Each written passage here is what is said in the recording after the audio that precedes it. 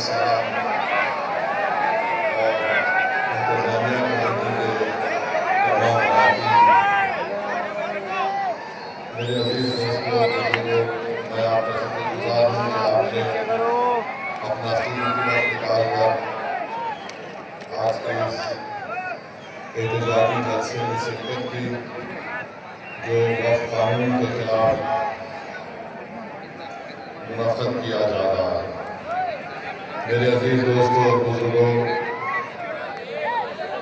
آپ اور ہم جانتے ہیں کہ آج بر صغیر ہو یا بین الاقوامی سطح پر ان حالات سے آپ واقف ہیں،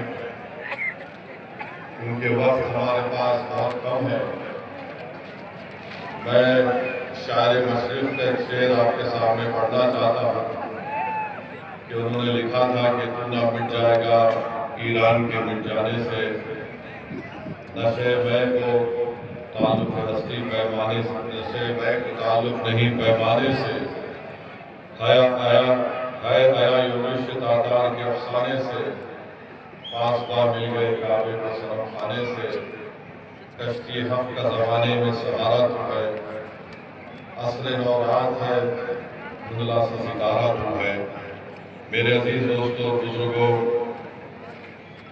آپ اور ہم نے دیکھا اور دیکھ بھی رہے ہیں کہ کس ظالمانہ طریقے سے غزہ میں فلسطینیوں کا قتل عام کیا جا رہا ہے، نسل کشی کی جا رہی ہے، اور اب تک 55,000 سے زائد فلسطینی اپنی جانوں کو گنوا چکے ہیں، جس میں سے 30,000 سے زیادہ معصوم بچے شامل ہیں۔ 2 لاکھ فلسطینی مسنگ ہیں، یعنی مسنگ کا مطلب یہ ہے کہ یا تو وہ جو بلڈنگیں گر چکی ہیں اس میں دبے ہوئے ہیں یا پھر وہ مر چکے ہیں۔ آفیشیلی 55,000 فلسطینیوں کی موت، یہ تمام ادارے اس کو مانتے ہیں، اور ہم اس کا ذمہ دار اسرائیل کے وزیر اعظم کو، وہ شیطان جس کا نام بنیامین نتنیاہو ہے، ہم اس کو اس کا ذمہ دار مانتے ہیں۔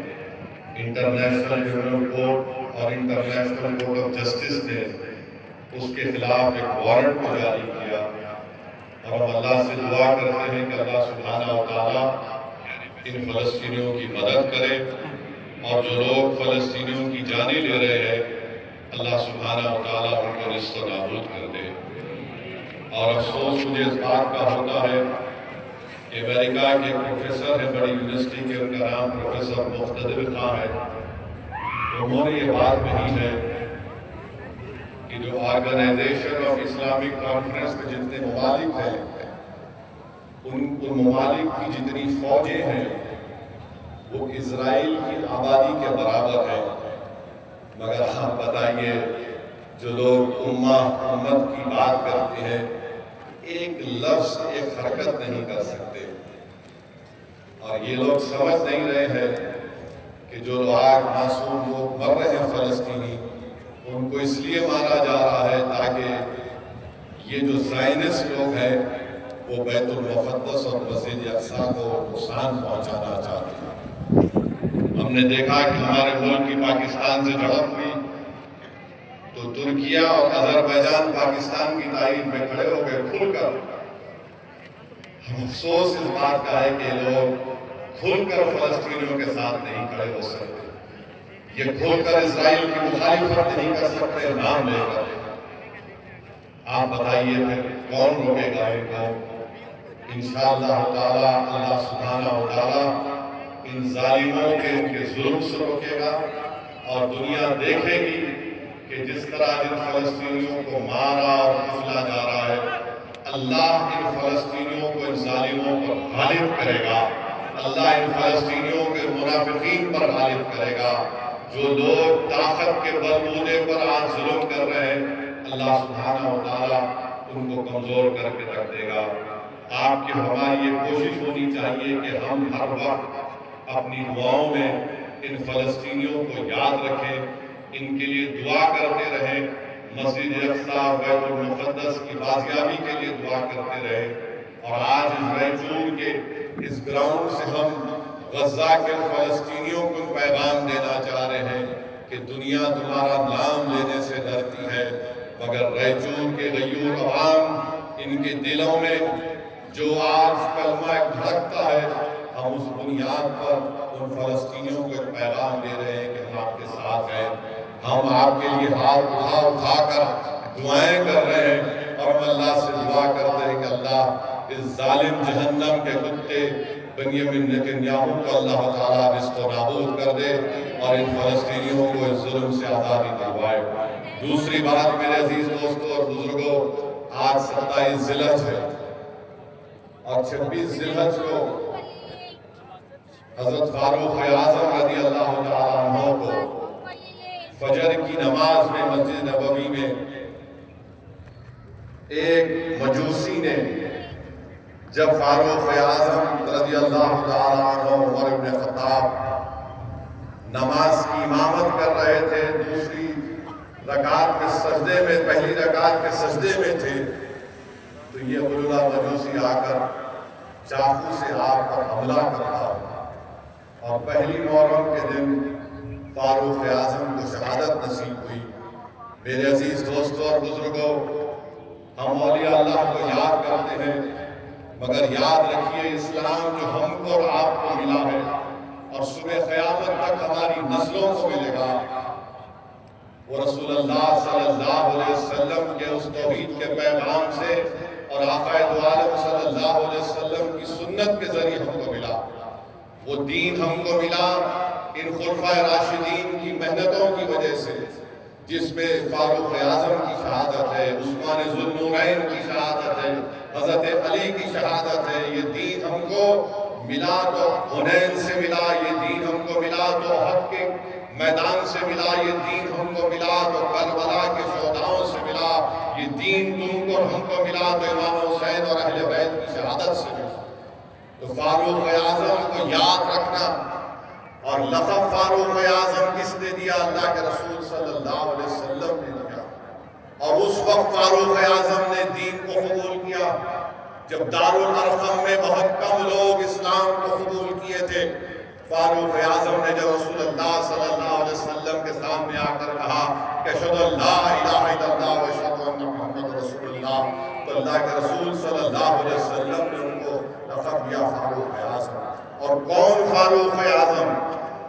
نوجوانوں یاد رکھو، فاروق اعظم وہ ہے جس کو اللہ کے رسول صلی اللہ علیہ وسلم نے فرمایا کہ اگر اللہ میرے بعد کسی کو نبی بھیجاتا تو فاروق اعظم ہوتے، مگر میں آخری نبی ہوں، میرے بعد کوئی نبی اور رسول نہیں ہوگا۔ اللہ کے رسول صلی اللہ علیہ وسلم نے فرمایا کہ حضرت جبریل اگر 950 سال میرے فاروق کی عظمت کو بیان کریں گے تو کم پڑ جائیں گے۔ اللہ کے رسول صلی اللہ علیہ وسلم نے کہا کہ فاروق اعظم میری امت کا محدث ہے۔ اللہ کے رسول صلی اللہ علیہ وسلم نے بیان فرمایا حدیث شریف میں کہ فاروق اعظم کی زبان حق بولتی ہے۔ تو میرے عزیز دوستو اور بزرگوں، ہم کو فاروق اعظم کی عظمت کو، ان کی قربانی کو، ان کے تمام ایثار کو، دین اسلام کی خدمت کو یاد کرنا ضروری ہے۔ اور کون فاروق اعظم؟ جس نے دنیا کو بتایا کہ theory of separation of powers کیا۔ انہوں نے عدالت کو بتایا تو کہا عدالت کا حکومت سے کوئی تعلق نہیں ہوگا۔ کون فاروق اعظم؟ مقدمہ آیا حضرت علی کے خلاف تو فاروق اعظم عدالت میں شیر خدا کو بلاتا، اور جب مقدمہ آتا ہے قاضی کے سامنے تو فاروق اعظم کہتے ہیں حضرت علی کو، اے ابو حسن آپ آئیے۔ اس دوران مقدمے کے بعد حضرت علی فاروق اعظم سے شکایت کرتے ہیں، فاروق اعظم پریشان ہو جاتے ہیں، اہل بیت سے محبت کرنے والے ہیں، علی آپ ناراض ہو گئے؟ بولے ہاں۔ بولے کیوں ناراض ہوئے؟ میں اس لیے ناراض ہوا کہ آپ نے جو دوسرا میرے خلاف مقدمہ لایا تھا، آپ نے اس کو اس کے نام سے پکارا اور مجھے اپنے کنیت سے ابو حسن سے پکارا۔ اس سے ظاہر ہوتا ہے کہ آپ میرے طرف نرم رویہ اختیار کریں گے، انصاف سے آزاد نہیں۔ فاروق اعظم تھے حضرت علی کی لسانی کو چکے اور کہتے ہیں اگر علی نہیں ہوتے تو عمر ہلاک ہو جاتا، اور فرمایا کہ میں اس جگہ پر رہنا پسند نہیں کرتا، جس زمین پر رہنا نہیں پسند کرتا جہاں پر علی نہ ہو۔ تو میرے عزیز دوستوں اور نوجوانوں، خاص طور سے آپ سے کہہ رہا ہوں کہ فاروق اعظم کو یاد رکھو، یاد رکھو نوجوانوں۔ انصاف یہ ہے، عمر بن ایجپٹ کا مصر کا گورنر عمرو بن العاص کا بیٹا کسی ایک غریب کو مارتا اور اس کو مار کر کہتا ہے کہ میں بڑے باپ کا بیٹا ہوں، تو اس گورنر اپنے بیٹے کی غلطی کو چھپانے کے لیے کہ اگر یہ غریب مدینہ نہیں چلا گیا تو پھر حال برا ہوگا، اس کو قید کر دیتا۔ وہ قید کے بعد واپس جاتا ہے مدینے کو، فاروق اعظم کے دربار میں جا کر کہتا ہے اے امیر المومنین، میرے ساتھ ایسا سلوک ہوا۔ فاروق اعظم اس غریب کو مدینے میں بلاتے ہیں اور گورنر ایجپٹ کو مصر کو ان کے بیٹے کو بلاتے ہیں اور بلا کر اس غریب کو بولتے ہیں یہ لے کوڑا اور مار اس بڑے باپ کے بیٹے کو اپنا بدلہ ہوتا۔ یہ انصاف کس نے دیا تھا؟ خوب مارتے بولتے مار، اگر تم چاہتا تو اس گورنر کو بھی تم مار سکتا ہے، تجھے نہیں ہوتی۔ تو میرے عزیز دوستوں اور بزرگوں، یہ دین ہم کو اس سے ملا۔ 22 لاکھ مربع میل پر فاروق اعظم کی خلافت کی۔ فاروق اعظم نے ہی اس موجودہ ایران کو فتح کیا تھا، فاروق اعظم نے ہی بیت المقدس کو فتح کیا تھا۔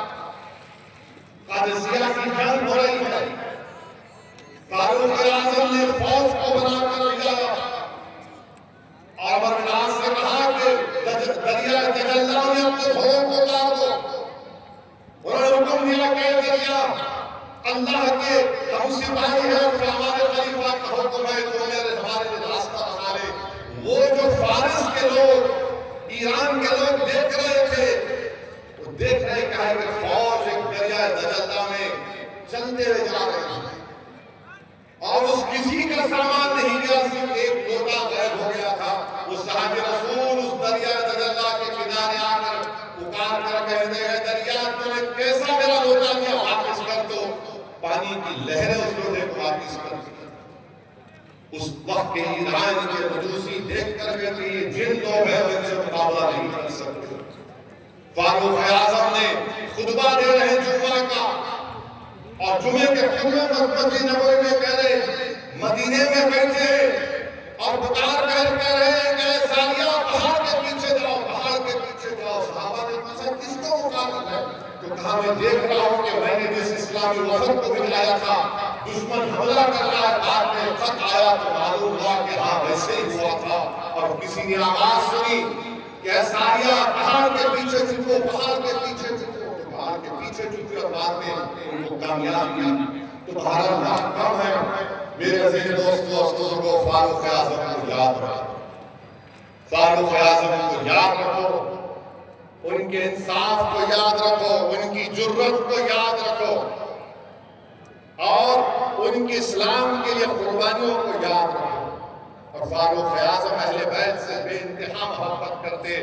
واقعات میں آیا کہ ایک مرتبہ آپ سے ملنے آپ کے بیٹے عبداللہ بن عمر آئے، اجازت نہیں ملی اندر آنے کی، امام حسن آ گئے، انہوں نے کہا کہ آپ باہر کیوں کھڑے؟ کہا کہ ابا جان نے کہا باہر کھڑو، تو انہوں نے کہا کہ ٹھیک ہے جب آپ اندر نہیں جا سکتے تو میں کیوں جاؤں ڈسٹرب کرنے، ظہر کی نماز میں مل لیتا ہوں۔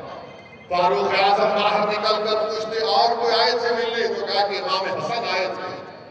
وہ فوراً دوڑتے امام حسن کے گھر پر، کہتے ہیں شہزادے آپ کیوں چلے گئے؟ انہوں نے کہا کہ آپ کے بیٹے باہر کھڑے تھے، میں ظہر ملوں گا۔ بولے نہیں۔ فاروق اعظم اپنی امامے کو اتار کر کہتے ہیں شہزادے یہ تمہارے نانا کا صدقہ ہے، یہ تمہارے نانا کا صدقہ ہے، ورنہ میں تو اونٹ اور بکریوں کو چراتا تھا، یہ عزت مجھے ملی آپ کے نانا کی وجہ سے۔ آپ کا حق بنتا ہے کہ آپ آج میرے گھر میں اندر آ جاتے۔ میرے بھائی یہ فاروق اعظم ہے۔ جب خنجر مارا گیا تو آپ نے اپنے بیٹے سے کہا کہ جاؤ حضرت عائشہ صدیقہ رضی اللہ تعالیٰ عنہ سے یہ کہنا کہ عمر یہ چاہتا ہے کہ اس جگہ پر ان کو خبر کی جگہ ملے جہاں پر اللہ کے رسول صلی اللہ علیہ وسلم اور صدیق اکبر آرام فرما رہے ہیں۔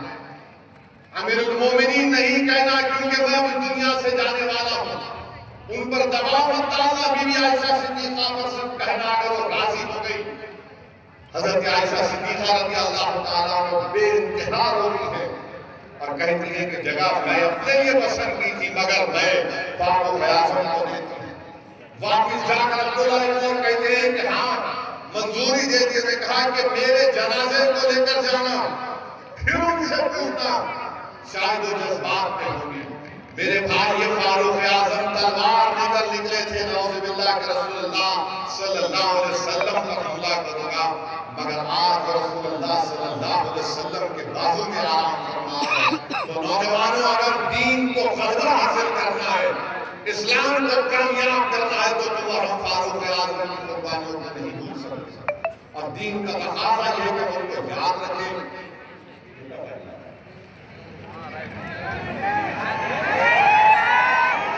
ہے 4 منٹ، تو اس قانون کے اوپر صرف یہی بولنا ہے۔ یہ قانون نریندر موڈی اس لیے بنائے، وہ یہ سمجھ رہے کہ قانون بنانے سے ہماری مسجدوں کو چھین لیں گے، درگاہوں کو چھین لیں گے، قبرستان کو چھین لیں گے، عیدگاہ کو چھین لیں گے، ایویکیو پراپرٹی کو چھین لیں گے، مسجدیں ویران ہو جائیں گی۔ نہیں مسٹر موڈی، ہم بھارت کے مسجدیں نہیں چھوڑیں گے، ہم تو مسجدوں کو آباد کریں گے۔ جس طرح ہزاروں کا مجمع آج رائچور میں جمع ہوا، تم 5 وقت کی نماز ہر مسجد میں پڑھو، صرف جمعے کی نماز نہیں، اپنے مسجدوں کو آباد رکھو، اپنے خانقاہوں کو آباد رکھو۔ کوئی مائکہ لال ہم سے انشاءاللہ تعالیٰ ہماری مسجد کو نہیں چھین سکتا۔ اب جو لوگ یہ سمجھ رہے ہیں کہ مسلمانوں کو یہ قانون بنا کر ڈرایا جائے گا، ارے یاد رکھو وقت کی ایک زمین موڈی یا بی جے پی حکومت ہم سے چھین نہیں سکے گی انشاءاللہ تعالیٰ، کیونکہ تمہارا قانون کالا ہے۔ ہندوستان کے آئین کی دفعہ 14، 15، 25، 26، 29 کے خلاف ہے، جو چیپٹر 3 کا فنڈامنٹل رائٹ ہے۔ ہم کرناٹکا اور رائچور کے ہمارے ہندو بھائیوں کو پیغام دے رہے ہیں کہ آپ کے گورنمنٹ بورڈ میں صرف ہندو ممبر بن سکتا ہے، تو کیسے مسلمانوں کے وقف بورڈ میں غیر مسلم ممبر بن سکے گا بتاؤ آپ؟ اور یہ 5 سال کا مسلمان، ارے نریندر موڈی یہ 5 سال کا مسلمان کا کیا قانون؟ بابا آدم سے لے کے اب تک ایک ہی دین رہا، وہ اسلام رہا، اور صبح قیامت تک دین وہی رہے گا۔ یہ 5 سال کا کون کرائیٹیریا طے کریں گے؟ اگر کوئی دوسرے دھرم کا آدمی دے سکتا اس میں 5 سال کا نہیں، ہم کو 5 سال کا لزوم کیسے لگایا گیا بتاؤ؟ ارے جو ایک منٹ میں لا الہ الا اللہ محمد رسول اللہ بول دیا، کلین لے، پورا کلین۔ آپ بول رہے 5 سال سرٹیفکیٹ پپا موڈی دیں گے، امت شاہ دیں گے، کون دے گا ہم آپ کو سرٹیفکیٹ؟ تمہارے سرٹیفکیٹ کی ضرورت نہیں ہے۔ یہ قانون صرف اور صرف مسجدوں کو چھیننے کے لیے لایا گیا۔ آپ کی ایک مینار مسجد ہے رائچور میں، ہے نا، 500 سال پرانی ہے، اس مسجد میں ایس آئی کا بھی رول ہے، تو موڈی قانون یہ بنا دیے کہ ایس آئی مالک ہوگا، وقف بورڈ مالک نہیں ہوگا۔ کیسے ایس آئی مالک ہوگا؟ کہاں سے ایس آئی مالک بن سکتا ہے؟ اور پھر بول رہے کہ ہم وقف اولاد نہیں کریں گے، بچیوں کا حق نہیں مارنا۔ موڈی جی، امت شاہ میں آپ سے ڈیمانڈ کر رہا ہوں، کیا آپ بلقیس بانو کو بٹھا کے چائے پلا سکتے؟ بتاؤ محمد مسلم خواتین سے، جس بچی کو 6 لوگوں نے ریپ کیا، تم مکھیہ منتری تھے اور امت شاہ نے ہوم منسٹر ہونے کے ناطے ان کے قاتلوں کو، اس عزت لوٹنے والوں کو چھوڑ دیا۔ اور جو لوگ ظلم کر رہے ہیں بھارت میں مسلمانوں پر، ارے ظالموں، ہم کو خطرہ چین سے ہے، ہم کو خطرہ پاکستان سے، اب تو ٹرمپ بھی انام شنام بکتے رہتا ہے۔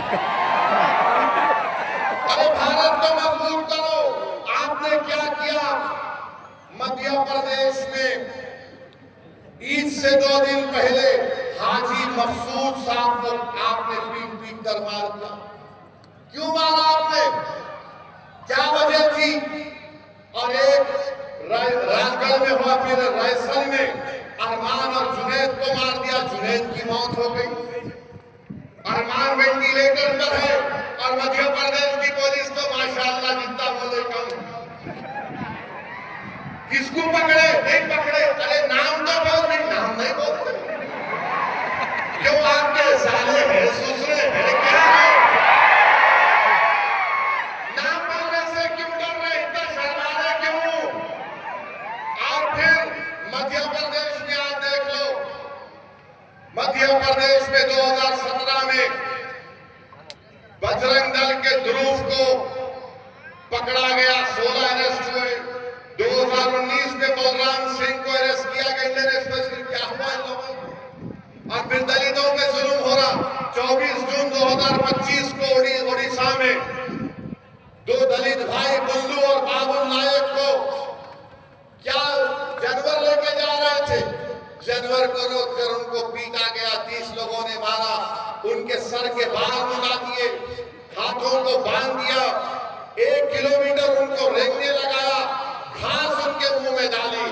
ارے بی جے پی والوں، بے شرمو، دیکھو دلتوں کو ظلم ہو رہا ہے. یہ تم ظلم کر رہے ہو. ارے جاؤ نا چین کو بھگاؤ جو ہماری 2000 اسکوائر کلومیٹر زمین پر قبضہ کر کے بیٹھا ہے. وہاں پر جا کر ہمت دکھاؤ، ہم بھی تمہارے ساتھ آئیں گے. مگر یہاں دلتوں کو مار رہے ہیں اور بڑا ایک کام سمجھ رہے ہیں. مدھیہ پردیش میں یہاں پر حاجی مقصود کو مار دیا گیا، جنید کو مار دیا گیا. کیا ہو رہا ہے ہمارے دیش میں؟ ہم بی جے پی سے بولنا چاہ رہے، باہر کے دشمن کو دیکھو. اور یہ جتنے گاؤں رکشک ہے، اتنے بہادر ہے تو پہلے ان کو چین کے سامنے پھینک دو. ارے دیش کو بچاؤ، دیش کی رکشا کرو. دیش کو خطرہ ہے چین سے. یاد رکھو، اگر بھارت طاقتور نہیں بنے گا اکنامکلی طور پر، ملٹری طور پر، تو پھر ہم کیا کریں گے؟ کیا کریں گے ہم بتاؤ؟ مگر یہ سمجھ نہیں رہے ہیں. بہرحال میرے عزیز دوستوں اور بزرگوں، میں آپ سے وعدہ کر رہا ہوں، دوبارہ رائچور کو آؤں گا، آپ آئیں گے نا سننے؟ بھڑکاؤ بھاشن سننے آئیں گے نا؟ ابھی کیا ہے، مولانا لوگ بیٹھے ہیں، پرسنل لا بورڈ کا جلسہ ہے تو ادب کے دائرے میں رہ کے بولنا پڑتا ہے.